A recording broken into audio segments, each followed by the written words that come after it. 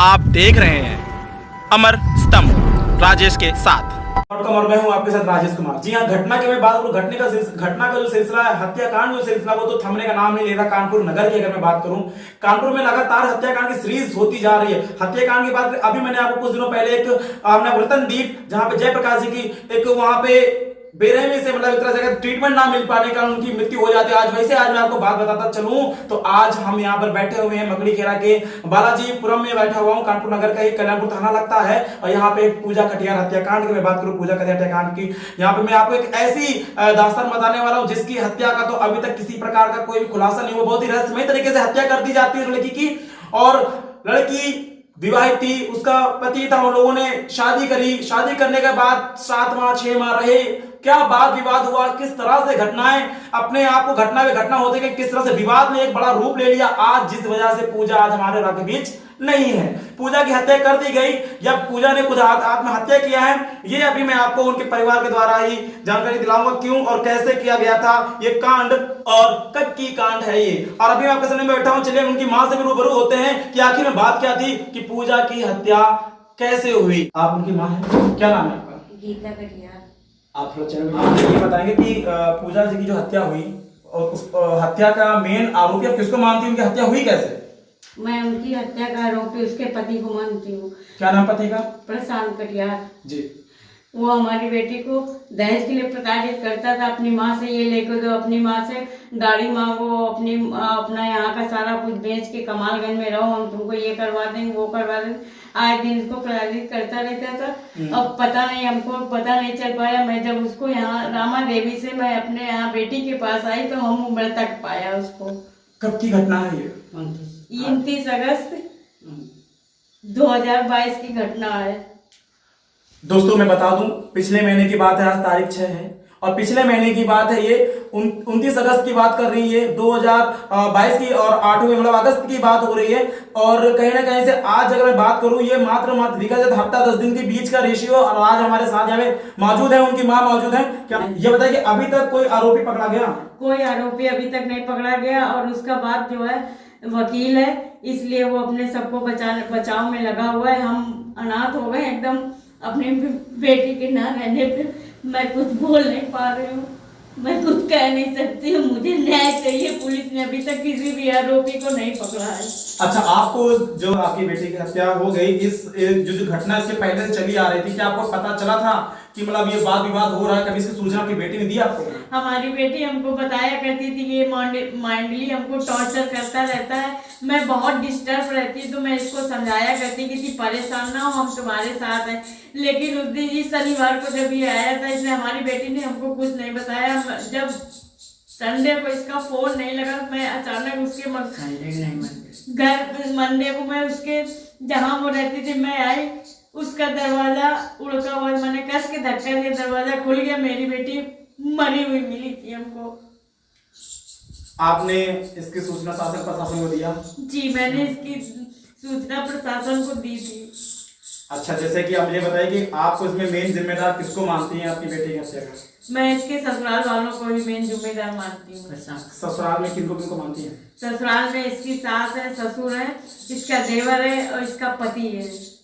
अच्छा, तो बेटी शादी से पहले, शादी के बाद बेटी खुश थी कि अचानक से कुछ महीनों बाद ये मतलब कुछ महीनों के बाद वो जो इसके साथ ये सारे वो होने लगे, उसको प्रताड़ित करने लगा, माइंडली इसको टॉर्चर करने लगा। बहुत ही ज्यादा उसको टॉर्चर कर दिया उसने कि पता ही नहीं चला उसको किस तरह मारा, क्या किया उसने, सुसाइड किया, अभी तक कुछ हमको पता नहीं चल पाया। आपने कभी बेटी और उनका और अपने दामाद से बैठकर कभी अपने बैठ वार्ता करने की कभी कोई प्रयास किया? नहीं। तो आपने ये क्यों नहीं किया था? मैं वो हम लोगों से बहुत जो है कायदे से बोलता, तो मेरी बेटी को टॉर्चर करता था। अपनी माँ को कभी मत बताना, कोई भी बात अपनी माँ को जो है नहीं बताना। बस यही उसको दिमागी टॉर्चर करते रहता था। हमारी बेटी जो है हमको कुछ नहीं बता पाई। अच्छा, तो दोस्तों हम आपसे बताना चाहते हैं कि मेंटली टॉर्चर किया गया, बेटी को यहाँ तक बाध्य किया गया कि अपनी माँ को कुछ ना बताएं। अच्छा, ये बताइए, दहेज की बात बता रहे हैं आप, दहेज क्या दहेज मांग रहे थे, क्या उनकी मांग क्या थी? उनकी मांग थी हमें एक बड़ी गाड़ी, अर्टिगा गाड़ी चाहिए हमको। 25 लाख रुपए चाहिए। सारा जेवर चाहिए। जो है यही हमारी बेटी को टॉर्चर किया करता था कि अपनी माँ और नानी से मांगो। अच्छा, तो आपके और कोई बेटा बेटी कोई नहीं, मैं बिल्कुल अनाथ हूँ, मैं एक बेवा हूँ।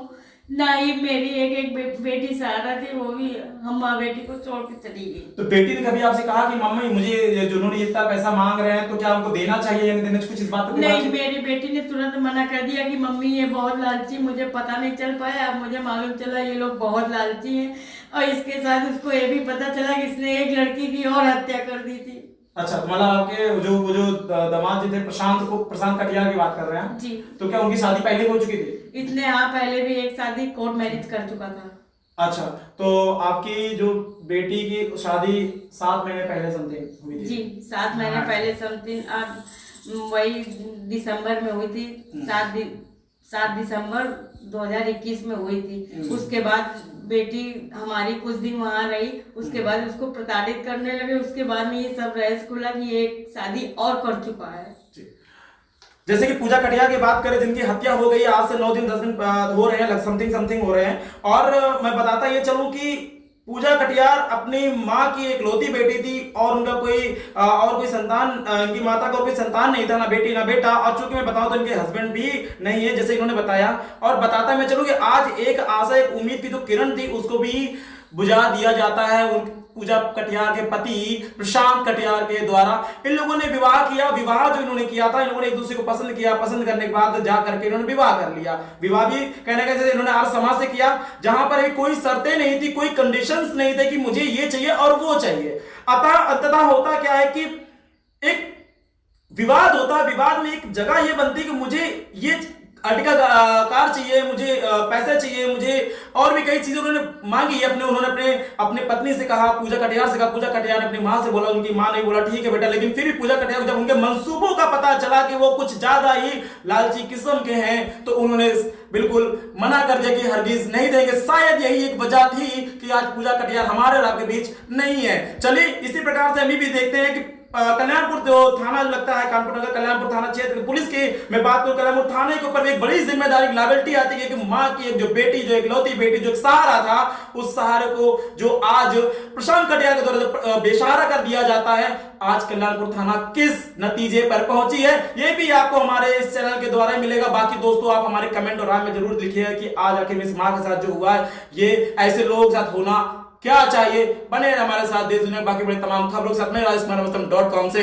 जय हिंद।